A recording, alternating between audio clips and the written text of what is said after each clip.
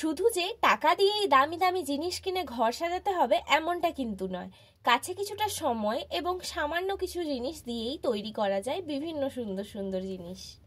The glowing রেনবোর পক্ষ থেকে আমি সুনন্দিতা আবারও একটি নতুন ভিডিওতে তোমাদেরকে ওয়েলকাম। আচ্ছা, এই ওয়াল ডেকোরটা দেখে কি বোঝা যাচ্ছে যে এটা আমি শুধুমাত্র বানিয়েছি একটি কেকের কার্ডবোর্ডের ওপর? তো চলো দেখে নেওয়া যাক আমি কিভাবে বানালাম এই সুন্দর ওয়াল ডেকোরটি। প্রথমেই আমি একটি কেকের রাউন্ড শেপের কার্ডবোর্ড নিয়ে নিয়েছি। এরপরে আমি ভাবছিলাম যে এর ওপর টেক্সচার কি করে অ্যাড করা যায়। আমি আগে কোনোদিন টেক্সচার অ্যাড করিনি, তো তার জন্য আমি প্রথমে পাউডার এবং ফেভিকল দুটিকে মিক্সড করে ছুরির সাহায্যে কার্ডবোর্ডটার উপর ছড়িয়ে দিয়েছি। পরে আমি ভাবলাম যে ওয়াল ডেকোরটি আমি গোলাপ ফুলের থিমে করব, তার জন্য আমি মল্ডেড ক্লে মিক্সড করে নিয়েছি। এরপরে আমি ছোট ছোট করে কেটে ক্লেগুলিকে সেটাকে হাতের সাহায্যে একটু ছড়িয়ে পাপড়ির মতো করে নিচ্ছি। এইরকম করে করে আমি প্রত্যেকটি পাপড়ি করে ফেভিকলের সাহায্যে আটকে দিচ্ছি কার্ডবোর্ডটার উপর। এই রকম করে আমি প্রত্যেকটি পাপড়ি করে নিয়েছি এবং আমার গোলাপ ফুলটি এখানে কমপ্লিট হয়ে গেছে। এরপরে আমি ওপরের দিকে আরও একটি গোলাপ করব এবং ওপরে আরও একটি ছোট কুঁড়ি করব।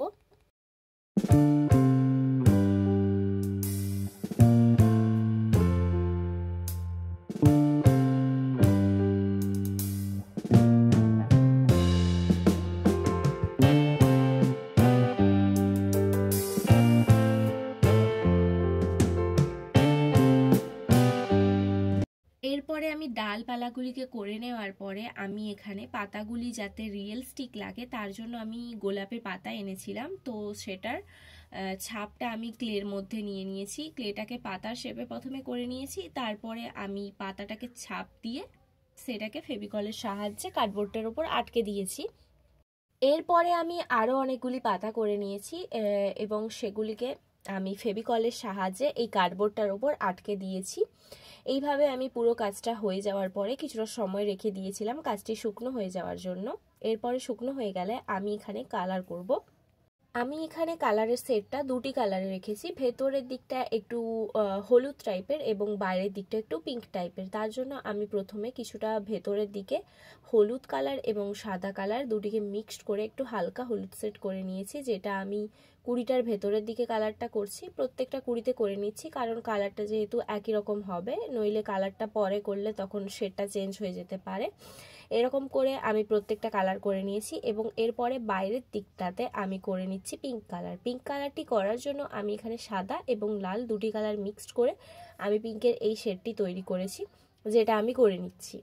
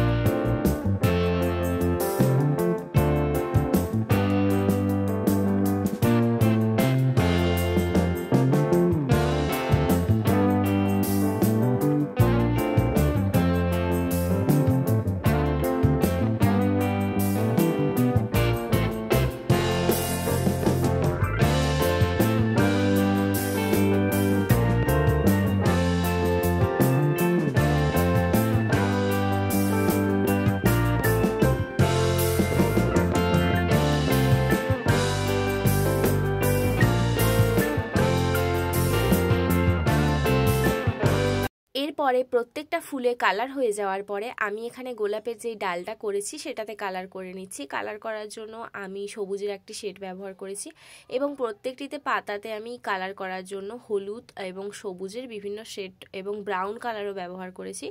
যেই জায়গায় আমি দেখতে যেরকম লাগছিল সেই রকম আমার মনের মতো করে আমি কালারগুলো করে নিয়েছি।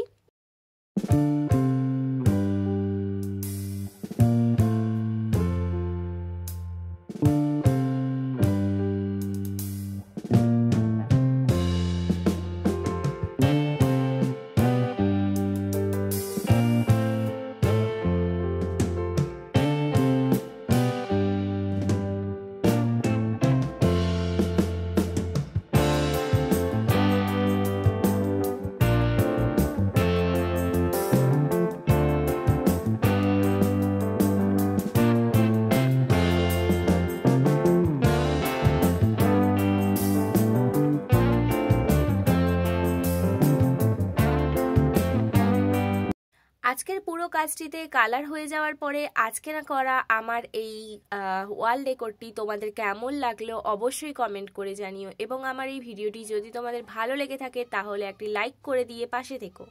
প্রত্যেক দিন এইরকম নতুন নতুন ক্রাফট আইডিয়া দেখার জন্য আমার চ্যানেল দ্য গ্লোয়িং রেনবোর পাশে অবশ্যই থেকো এবং আমার চ্যানেলটিকে সাবস্ক্রাইব করে দিও।